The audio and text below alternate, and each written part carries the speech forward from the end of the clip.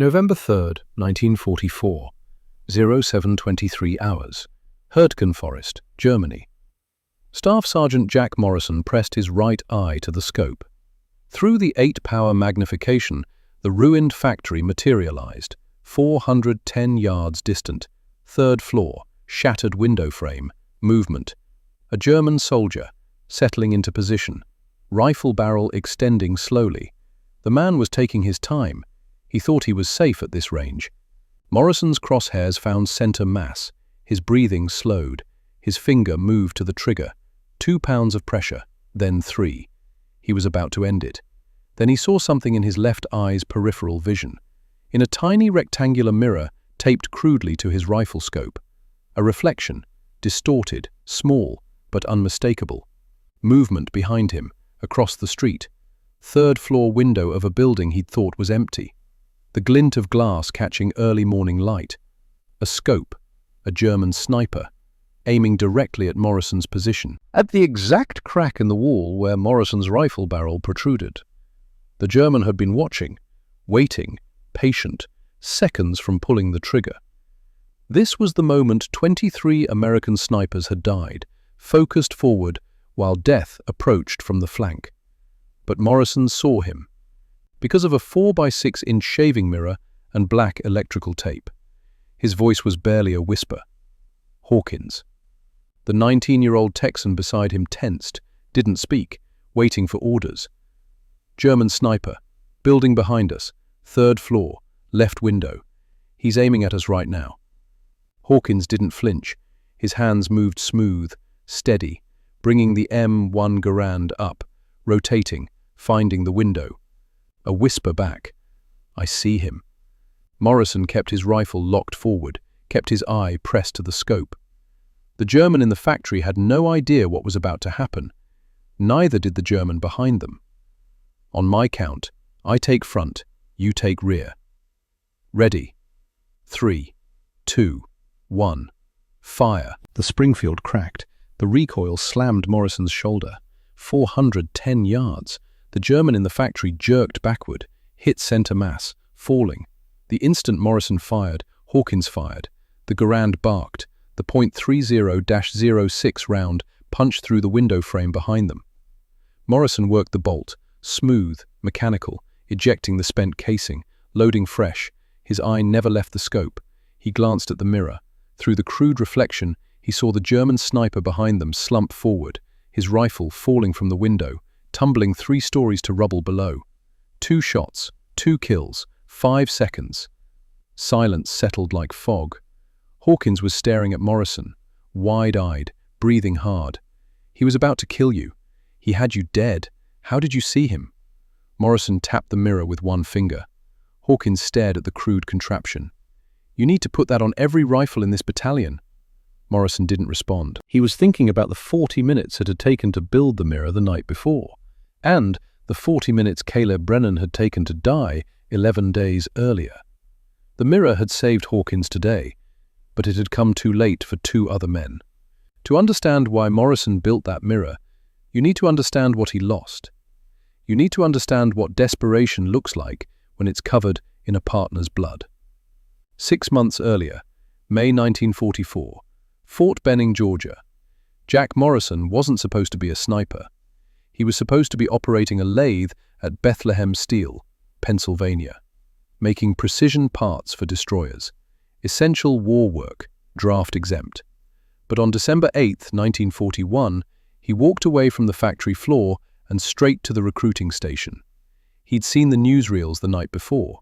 Pearl Harbor, the Arizona burning, men drowning in flaming oil, bodies floating in the harbor. Morrison thought one thing: somebody has to stop this. The recruiter looked at his hands, machinist's hands, scarred from metal, stained with oil, precise. You ever shoot? Every day since I was 6. That wasn't quite true, but close enough. Morrison had grown up in the hills outside Pittsburgh. His father worked the steel mills, came home exhausted every night. But on Sundays they hunted. His father taught him fundamentals, breath control, trigger squeeze, follow through, and one rule above all others: measure twice, cut once. Same with shooting. You only get one shot. Make it count. By age 12, Morrison could hit a squirrel at 200 yards with a .22. Not bragging, necessity. The family ate based on whether he hit. At Bethlehem Steel, Morrison operated lathes to tolerances of .00001 inches. 1/10,000th of an inch. The difference between a perfect part and scrap metal. That precision transferred. At Fort Benning, the instructors noticed immediately. Morrison's first qualification. 500 yards, iron sights, perfect score. The rangemaster pulled him aside. How long you been shooting? 16 years. Civilian job? Machinist, precision work. The rangemaster nodded slowly. A man who understood precision with metal would understand precision with a rifle. Report to sniper training tomorrow, 0600. Morrison graduated top of his class, not because he was the best shot. Several men could match his accuracy. But Morrison had something else, spatial awareness. Years of operating lathes had trained his brain to track multiple things simultaneously. The cutting tool, the workpiece, the measurements, the tolerances, all at once, all the time. On a rifle range that became wind, range, bullet drop, target movement, escape routes. His instructors called it situational awareness. Morrison called it survival. October 1944, Hürtgen Forest, Germany. The forest was a killing ground. 50 square miles of dense evergreen, steep ravines, narrow trails, every square foot fortified by Germans who'd had 4 years to prepare. The 28th Infantry Division entered the forest late September. By October, they'd lost over 6,000 men. Artillery, machine guns, snipers, mines. The Germans called it Tottenwald, the death forest. Americans didn't call it anything, they just died there. Morrison arrived October 15th, assigned to Division's Sniper Detachment. 23 men, best marksmen from each battalion. Their job was simple on paper. Find enemy snipers, kill them before they killed American infantry. Reality was different. The German snipers were professionals, trained at dedicated schools, years of experience. Many had survived the Eastern Front. They understood the craft. They were patient, invisible, lethal, and they were winning. Morrison learned this his first briefing. Captain Raymond Blackwell stood at the front of a ruined farmhouse. 38 years old, career officer, 12 years in service. He looked like he'd aged 5 years in the past month. In the last 3 weeks, we've lost 23 snipers. The room went quiet. 23. Not infantrymen running into machine gun fire. 23 snipers. The elite. The hunters. All killed the same way. Shot while searching for targets. By enemies they never saw. Blackwell pulled out a map, marked with red X's. Each X a dead American sniper. The Germans are using Doppelstellung, double position. A 2-man team prepares 2 concealed hides, 30 to 100 yards apart. They fire 1 shot from position A. You hear the crack. You scan that area, but they're already gone, crawling through a tunnel or trench to position B. By the time you're searching position A, they're at position B, aiming at you, waiting for you to settle behind your scope, to give them a clean shot. Blackwell paused. They shoot first, every time, because they're not searching, they're aiming, at the spot where you have to be. Morrison understood immediately, the geometry of it.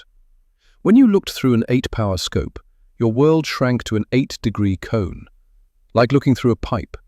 You could see a window frame at 400 yards with perfect clarity, but you couldn't see the window 50 feet to the left, couldn't see the rooftop, couldn't see the rubble pile behind you. The Germans knew this. They didn't attack where you were looking. They attacked where you couldn't see, the blind spots. Morrison raised his hand. How do we counter it? Blackwell looked tired. We haven't figured that out yet. October 18th, 1944. Morrison met his first partner that morning, Levi Garrison, 23 years old, farm outside Grand Island, Nebraska, quiet, steady hands. The kind of kid who could hit a running fox at 400 yards, because he'd been doing it since he could hold a rifle. 3 weeks in Hürtgen, 9 confirmed kills. Fast, precise. They worked well together. Morrison on scope, Garrison spotting, watching flanks, calling wind. October 18th was cold. Morning fog clung to ruins. They'd set up in a collapsed textile mill, 3rd floor. Good sightlines to a factory 400 yards distant. Garrison was on scope, scanning, Morrison behind him, watching their rear, listening. There was no sound, no warning, just the snap of a bullet breaking the sound barrier. Half a second later, the wet thwack of impact, then the distant crack of the rifle. A 7.92mm Mauser, German standard issue. It hit Garrison high on the head, just above the ear. The round punched through bone and brain and exited the other side. Garrison was dead before his body hit the floor. Morrison dove for cover, pure instinct. He grabbed his rifle, scanned the direction of the shot. A building to their left, 400 yards, side window, 3rd floor. He never saw the muzzle flash, never saw the German. The shooter was already gone, relocated, vanished into rubble. Morrison stared at Garrison's body. The kid had been eating rations with him 10 minutes ago, talking about his family's farm, the wheat harvest, his younger sister's wedding next spring. Now his eyes were open, empty, fixed on nothing.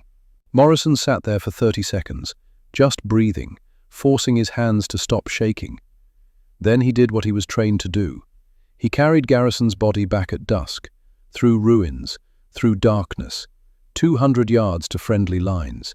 Command sent a replacement the next morning. The line had to be held. The mission continued. Morrison kept Garrison's dog tags. October 29th, 1944. 11 days after Garrison. Morrison's second partner was Caleb Brennan, 23 years old, San Francisco, factory worker, sharp eyes, steady hands, 12 confirmed kills.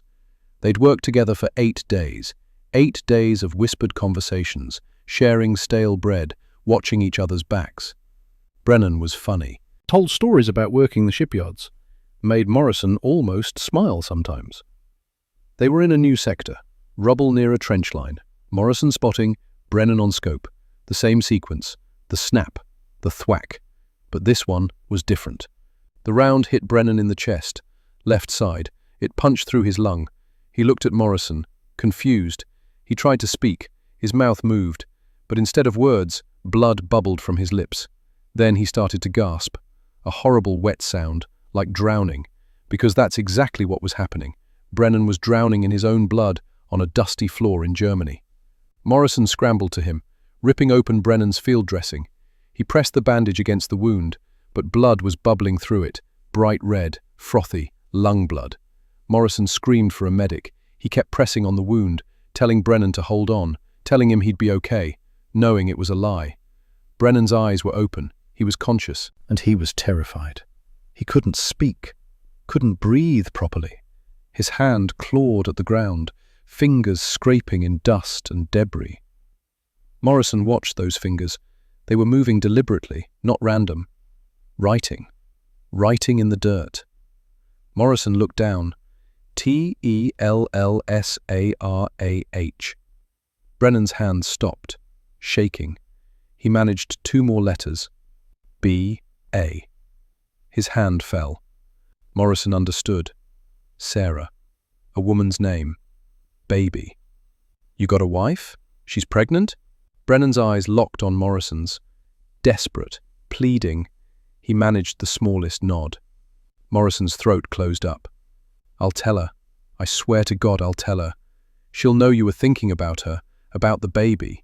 I swear. Brennan's hand moved again, slower now. S-O-R-R-Y.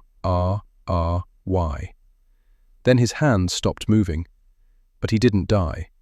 Not yet. Morrison held him, kept pressing on the wound, even though it was useless, screamed for medics who couldn't reach them because machine gun fire had the area locked down. 40 minutes. Brennan lived for 40 minutes, conscious for most of it, drowning slowly, his eyes wide, terrified, locked on Morrison's face. Morrison talked to him the whole time, told him about Pennsylvania, about hunting in the hills, about anything, just to keep him from being alone. When Brennan finally died, His eyes were still open. Morrison closed them, his hands covered in Brennan's blood. He found the photo later. In Brennan's chest pocket, a young woman, dark hair, smiling, her hand resting on a pregnant belly. On the back, written in pencil, "Sarah, 8 months. Love you." Morrison stared at that photo for a long time. Then he carefully folded it, put it in his own pocket, because he'd made a promise, and he'd find Sarah Brennan, somehow, after this was over, if he survived. November 2nd, 1944. 02:45 hours. Morrison sat alone in darkness. His unit was holed up in what used to be a hotel, now just a skeleton, shattered walls, collapsed ceilings, broken glass. He'd found a corner on the 3rd floor, a room where the roof was mostly intact. Cold, dark, quiet. In front of him, 2 items. Garrison's dog tags, Brennan's photo of Sarah. 23 American snipers dead in 3 weeks, all killed the exact same way, shot while searching for targets they never saw. Morrison was number 24 on the list. Command had informed him that afternoon. New partner arriving tomorrow, private from Texas, 19 years old. Morrison looked at Brennan's photo again, at Sarah's smile, at her hand on her pregnant belly. He thought, I'm sending another 19-year-old kid to his death, unless I solve this. The problem was simple. The scope made you blind. 8-degree cone of vision, everything else invisible. The Germans exploited that blindness, ruthlessly, patiently, perfectly. How do you defeat an enemy who sees you when you can't see him? How do you watch your front and your back at the same time? Morrison pulled out his shaving kit. Not to shave. His hands just needed something to do. He opened the kit. Bar of soap, worn razor, a simple 4x6-inch mirror, standard military issue, metal frame. He picked up the mirror, stared at his own reflection. Exhausted. 22 years old, looking 40. He held the mirror in his left hand, his rifle in his right. He looked from the mirror to the rifle, from the rifle back to the mirror. And then an idea formed. Insane, desperate, impossible. What if he could mount the mirror on his rifle, at an angle? So when he looked through the scope, he could see the mirror's reflection in his peripheral vision. He could watch his front through the scope, and watch his flanks through the mirror, at the same time. It was completely against regulations, modifying precision equipment without authorization. That was court-martial territory. But Garrison was dead. Brennan was dead. 23 American snipers were dead. Morrison didn't want to be number 24. He looked at the mirror again, then at Brennan's photo, then at Garrison's dog tags. Measure twice, cut once. Morrison began to work. Morrison set his M1903 Springfield on a makeshift table. Broken furniture, shattered wood. The rifle rested there like a patient on an operating table.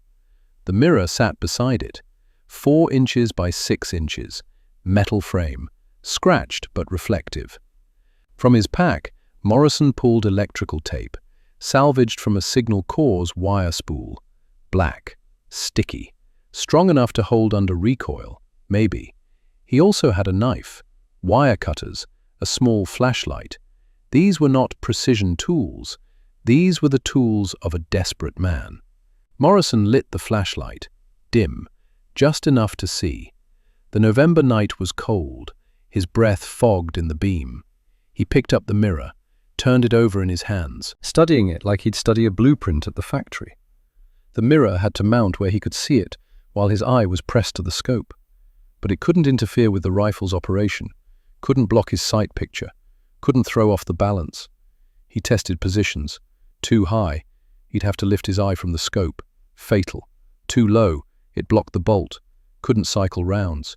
Too far forward, the angle was useless. His hands moved methodically, testing, adjusting, the same way he'd aligned cutting tools on a lathe 1,000 times before. After 20 minutes, he found it, the perfect position. Mounted on the left side of the scope, 8 inches forward of his eye, angled at 45 degrees. From there, when he looked through the scope, The mirror appeared in his left eye's peripheral vision. A tiny, flickering image. A glance, just a fractional shift of his eye, not his head, and he could see his flank, his rear arc. He could see behind him while looking forward. Morrison's hands began to shake, not from the cold, from the terrible gravity of what he was doing. This violated everything. Unauthorized modifications to precision equipment, altering military property. The minimum punishment was reassignment. The maximum was dishonorable discharge. But Brennan's face kept appearing in the dim light. Brennan gasping for air, blood bubbling from his chest, dying slowly while Morrison watched helpless. Brennan had been looking forward. The German shot him from the side. If Brennan had been able to see that flanking angle, he might still be alive. He might be home. Might see his baby born. Morrison cut the electrical tape into strips. He wrapped them around the mirror frame, creating a cushion, then wrapped more tape around the scope tube where the mirror would sit. The tape was for padding, for grip. The mirror had to stay in place during recoil. The spring field kicked hard. If the mirror shifted even a millimeter, the whole thing was useless. The installation took 40 agonizing minutes. His frozen fingers kept slipping on the tape's adhesive. The mirror kept sliding out of alignment. Twice, it fell off completely, clattering against the broken floor. Each time it fell, Morrison's heart hammered. If anyone heard, if an officer came to investigate, he'd be in irons before morning. Finally, it held. Morrison shouldered the rifle, pressed his eye to the scope, aimed at a dark stain on the far wall. He glanced left. The mirror showed him the doorway, the hallway behind him, his entire rear arc. It worked. He ran the tape around the mirror frame 3 more times, securing it, making it solid. He tested the rifle's balance. The mirror added maybe 4 ounces. Negligible. He checked the scope's alignment. Still perfect. The modification looked crude. Obviously not factory equipment. Any officer who inspected the rifle would see it instantly. But Morrison didn't plan on letting officers inspect his rifle. He cleaned up the tape scraps, put away his tools. 4:45 hours. In 4 hours, he'd test whether a shaving mirror could beat German tactics that had killed 23 American snipers. If it worked, he'd live. If it failed, he'd be number 24. November 3rd, 1944. Morning. Morrison met Private Silas Hawkins at 0630. 19 years old, Amarillo, Texas. Lean, weathered. Ranch kid who'd grown up with a rifle. 3 weeks in country. 0 kills. Scared but steady. They moved through the ruins toward their position. Pre-dawn grey, fog lifting. Hawkins saw the contraption on Morrison's rifle. "What is that?" Morrison's voice was flat. "Survival." Hawkins didn't ask more questions. The position was a destroyed bakery, south wall gone, brick oven providing cover.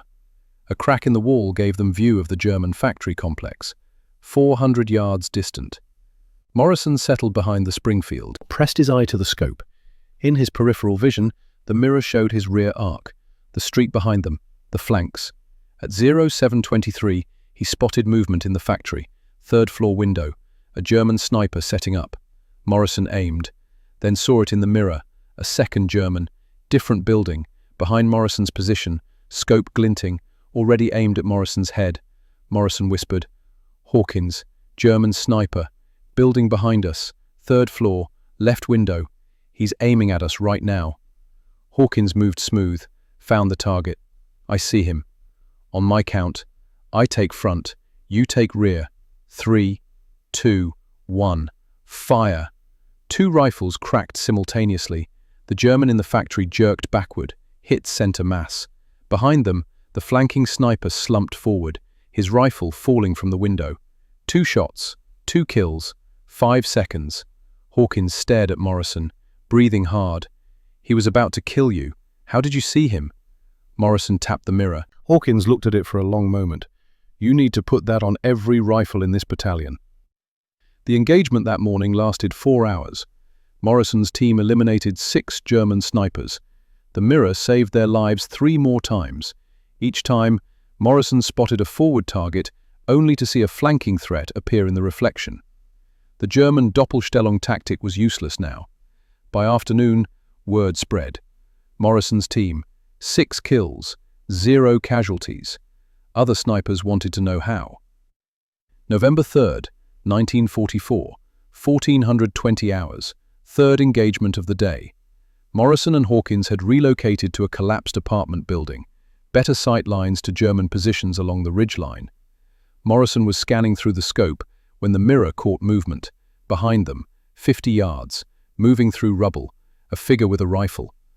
Morrison's training took over. Threat assessment, immediate. Hawkins, contact rear, armed individual, rubble pile, 50 yards. Hawkins swung the ground around, fast, smooth, the way they practiced. He found the target in his sights, a man, moving cautiously, carrying what looked like a Thompson submachine gun.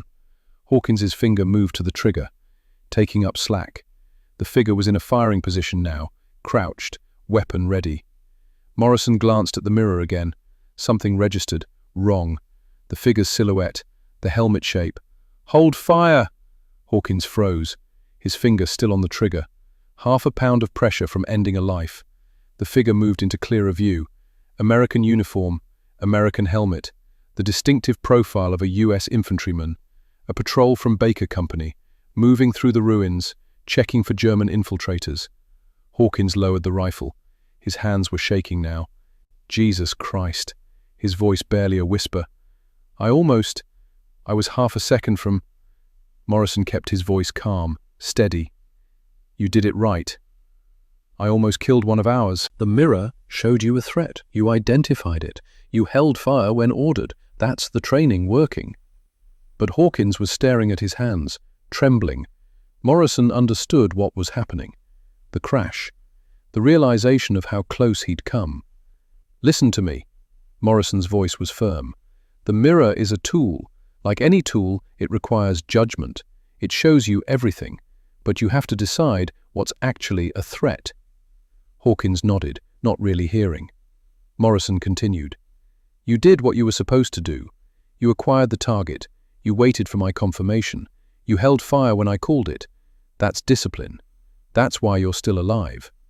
Hawkins took a deep breath, then another. How do you do it? See something in that mirror and know instantly whether to shoot. Morrison thought about that. Experience. Pattern recognition.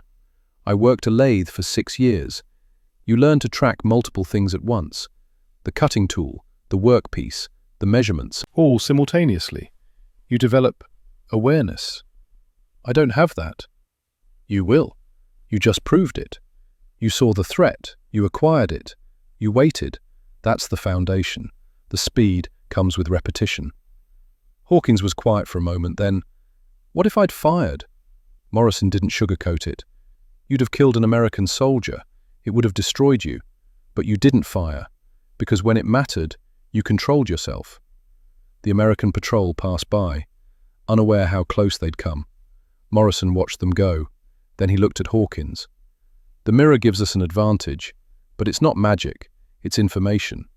What you do with that information, that's still on you. Hawkins nodded slowly, understanding settling in. They stayed in position another 2 hours. Hawkins was more careful after that, slower to acquire targets, more deliberate in his identification, better. November 5th, 1944, evening.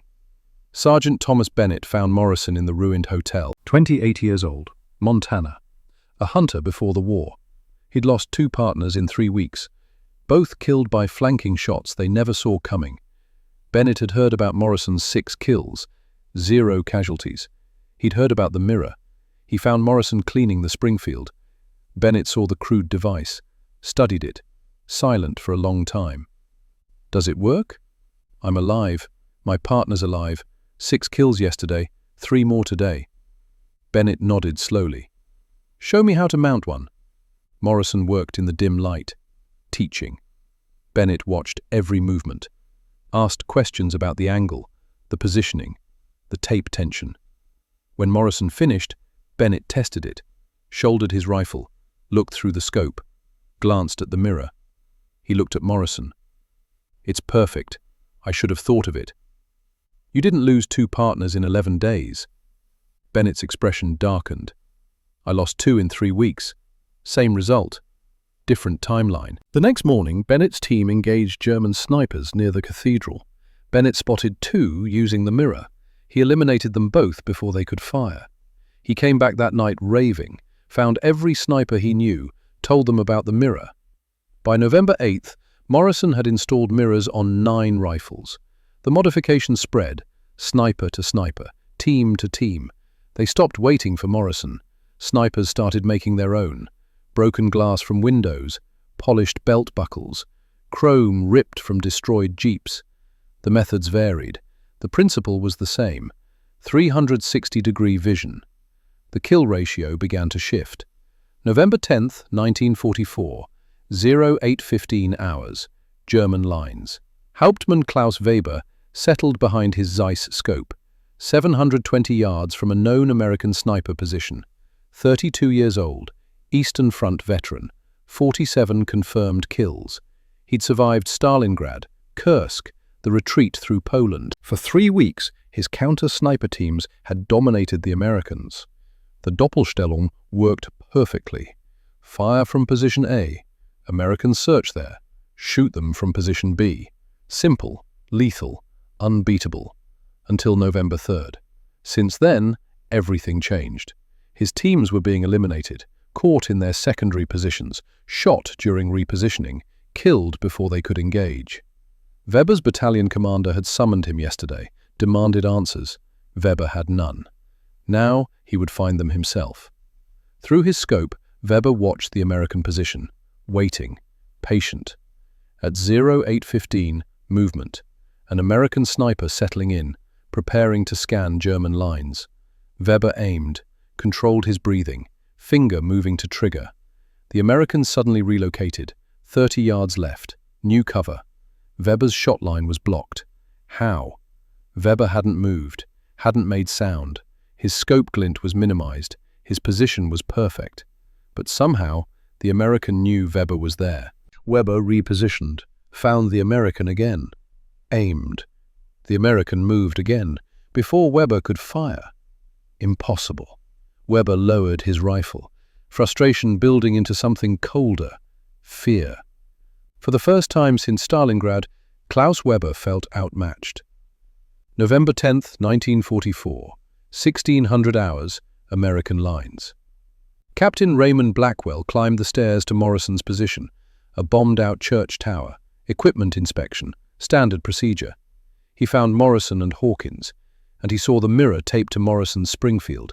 Blackwell stopped, stared at it. 10 full seconds of silence. Finally, he pointed. "What is that, Private?" Morrison's stomach dropped. Court-martial. Before Morrison could answer, Hawkins spoke. "It's a mirror, sir. A modification." Hawkins explained everything. Garrison, Brennan, the German flanking tactics, how the mirror let them see threats, how it saved their lives multiple times. "It's completely unauthorized, sir, but it works." Blackwell looked at Hawkins, then at Morrison. He walked over. Didn't yell, just examined the rifle, the crude tape, the angle. He bent down, put his eye to Morrison's scope, glanced at the mirror. He stood up, his expression unreadable. "How many rifles have this modification?" Morrison's throat was dry. "9, sir, including mine." Blackwell was silent. Morrison prepared for a rest. Then Blackwell said, "By tomorrow morning I want every sniper rifle in this battalion to have one. That's an order, Private." He looked at Morrison. "I'll handle the paperwork. You just focus on keeping my men alive." Morrison stood stunned. Blackwell, a man who lived by regulations, had just made an unauthorized modification official policy. Later, Morrison learned why. Blackwell had a son, also a sniper, European theater, killed October 4th, shot while looking through his scope. He never saw it coming. Blackwell understood. This wasn't about regulations. It was about sons coming home. November 10th to 12th, night. Morrison worked through the night with Bennett, Hawkins, and 6 other snipers. They set up in a ruined building's basement, a factory of desperate men. Morrison showed them the exact angle, the positioning, how to tape it so recoil wouldn't shatter the glass. Some mirrors used tape, others used telephone wire. One sniper used leather straps from a German gas mask. The methods varied. The result was the same. By morning, November 12th, every sniper in the battalion had a mirror. 23 rifles, 23 modifications, 23 chances to survive.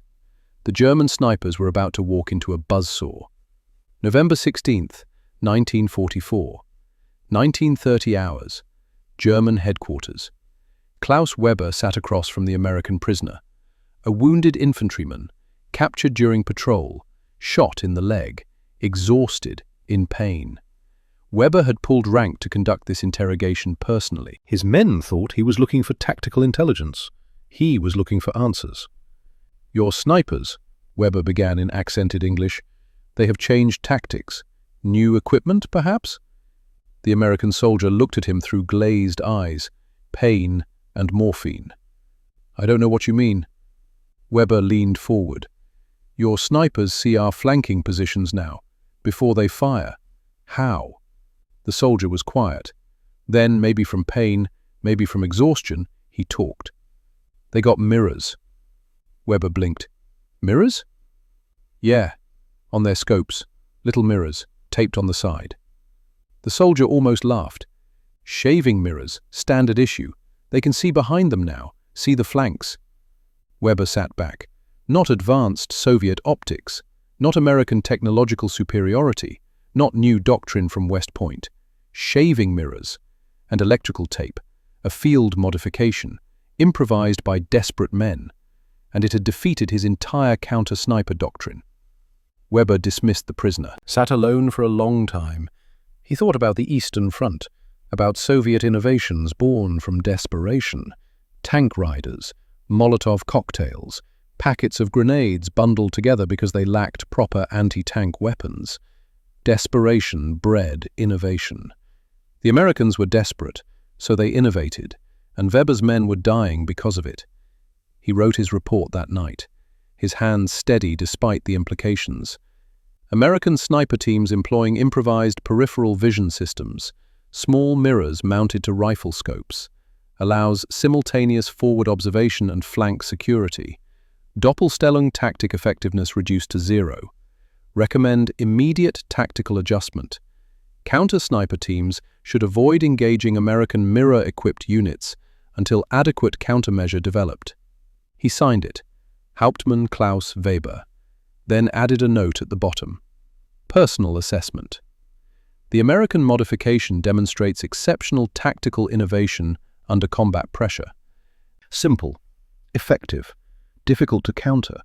Enemy has achieved significant advantage through soldier initiative rather than industrial capacity. Recommend study for potential German adoption. The order went out November 17th. German snipers. Withdraw from engaging American mirror teams. The Americans had won. November 1944. Final statistics. October kill ratio. 2 Americans dead for every German eliminated. 1-2. November kill ratio. 4 Germans dead for every American lost. 4-1. The mirror had made American snipers 5 times more effective, 5 times deadlier. Not through better training, not through superior equipment, through a 10-cent piece of glass and desperate innovation. Jack Morrison had built it because he couldn't stand to watch another partner die. And in doing so, he'd saved between 40 and 60 American lives. But that number, 40 to 60 saved, came with another number. 132 German snipers killed by American mirror teams. Morrison would think about that number for the rest of his life. December 1944, Hurtgen Forest. The numbers told a story written in blood. Staff Sergeant Jack Morrison, 4 months in combat, 47 confirmed kills. The mirror mounted on his Springfield had saved his life 8 documented times, but Morrison wasn't counting those. Battalion-wide statistics painted a different picture. Before the mirror, 23 American snipers killed in 3 weeks. October casualty rate, 2 Americans dead for every German eliminated. A losing game. After the mirror, November through December, 4 Germans killed for every American lost. The ratio had reversed, 5 times improvement in American effectiveness. The intelligence officer showed Morrison the projections. Based on survival rate improvements, your modification has likely saved between 40 and 60 American lives. 40 to 60 men who went home instead of dying in German crosshairs. 40 to 60 families who got their sons back. But there was another number. 132 German snipers killed by American mirror teams. Most were conscripts, average age 22, from farms and factories, drafted, sent to Hurtgen, died in the forest. Morrison thought about that number late at night. 132 families destroyed. The mirror had saved American lives by ending German lives. That was the mathematics of war. Simple, brutal, inescapable. January 1945.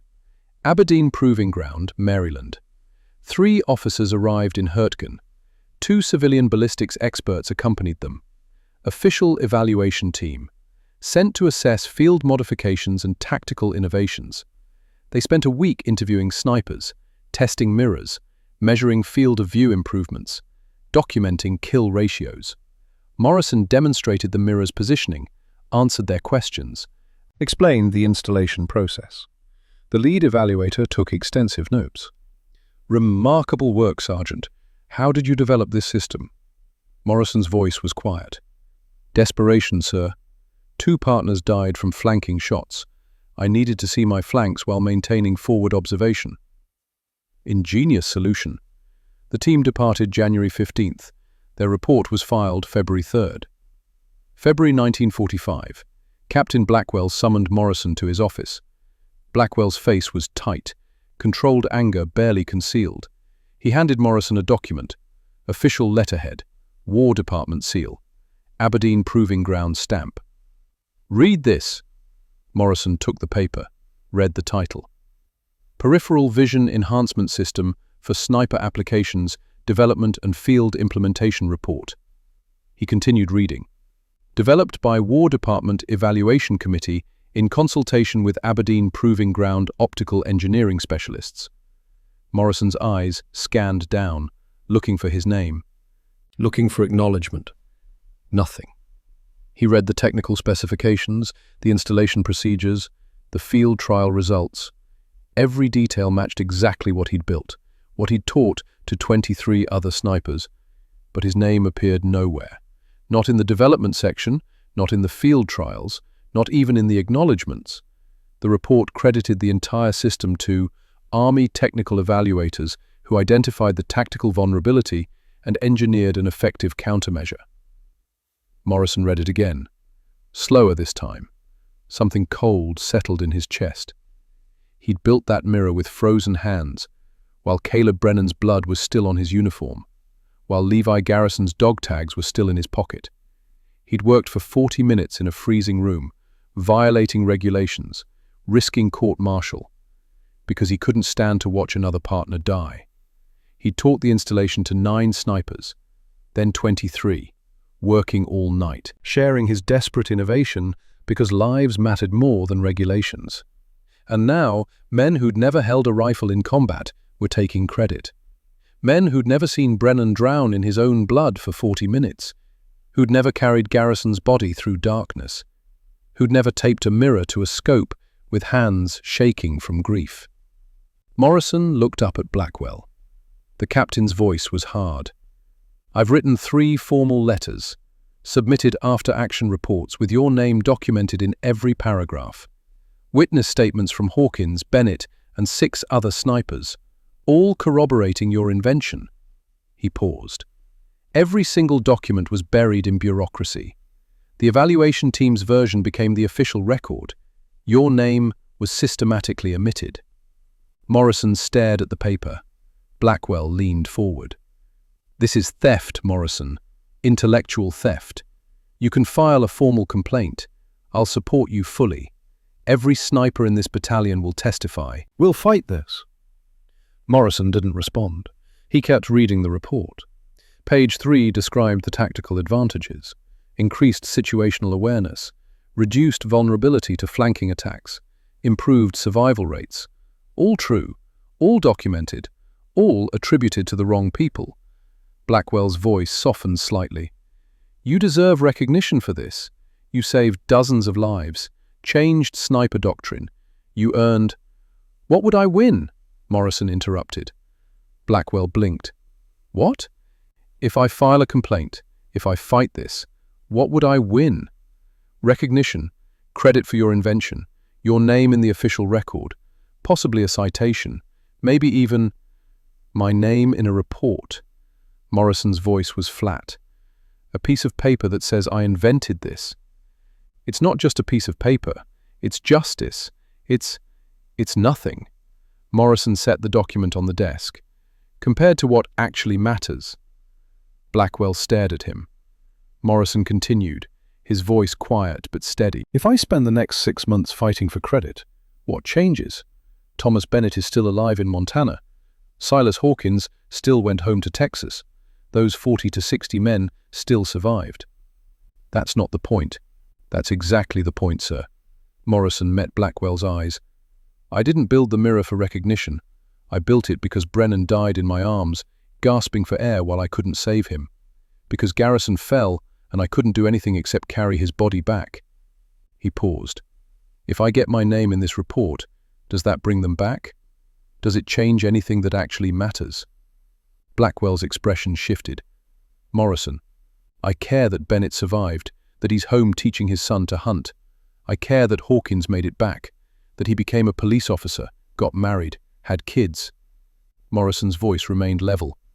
I care that Sarah Brennan got to meet her son, that Caleb's baby will grow up, knowing his father died thinking about him. He stood. The mirror works. Men are surviving because of it. That's what I care about. Not who gets credit in some report that'll sit in a filing cabinet nobody ever reads. Blackwell was silent for a long moment.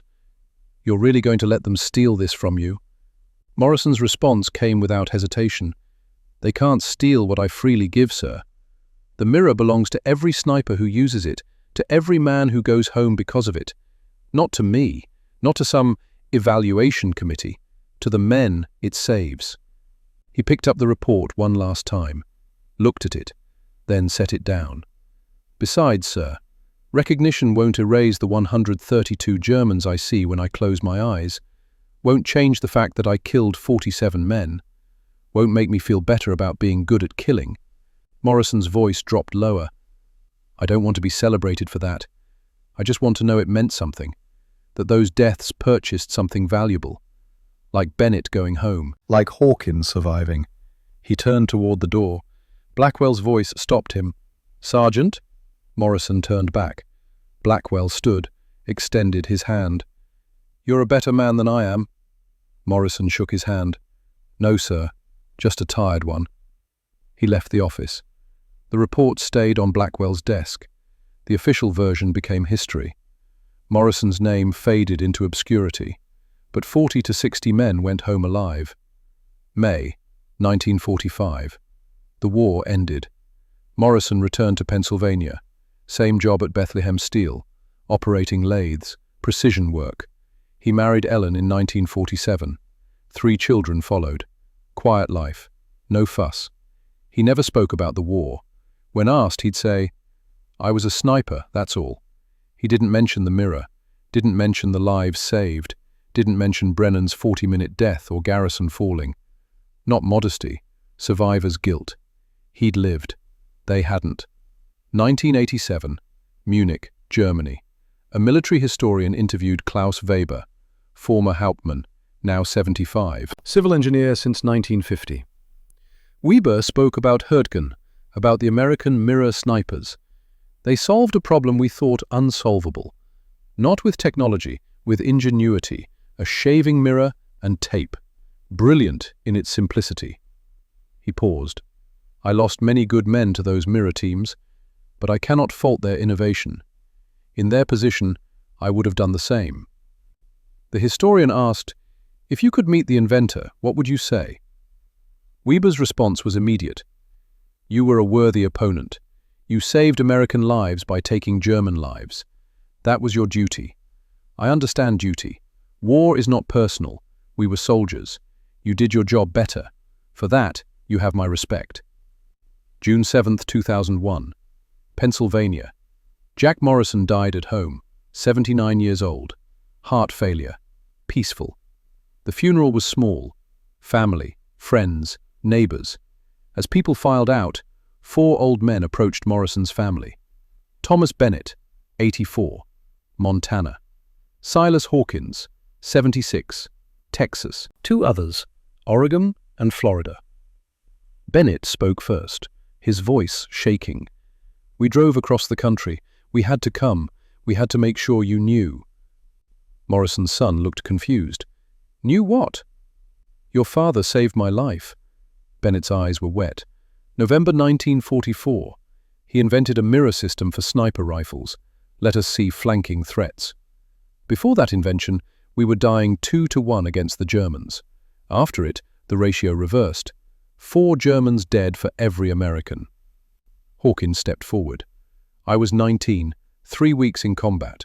Your father's modification kept me alive. I went home, became a police officer, married, had kids, grandkids, all because your father couldn't stand to watch another partner die. The third man pulled out a photograph. A rifle. M1903 Springfield. Small mirror taped to the scope. Your father built that at night, while covered in his partner's blood. He was a machinist. He understood precision. He saved 40 to 60 of us with that precision. Morrison's daughter was crying. Bennett continued. Your father never talked about it, did he? No, never. That was him. Quiet competence. He deflected every attempt at recognition, said the real heroes didn't come home. Bennett's voice broke. But he was wrong. He was a hero. He just couldn't see it.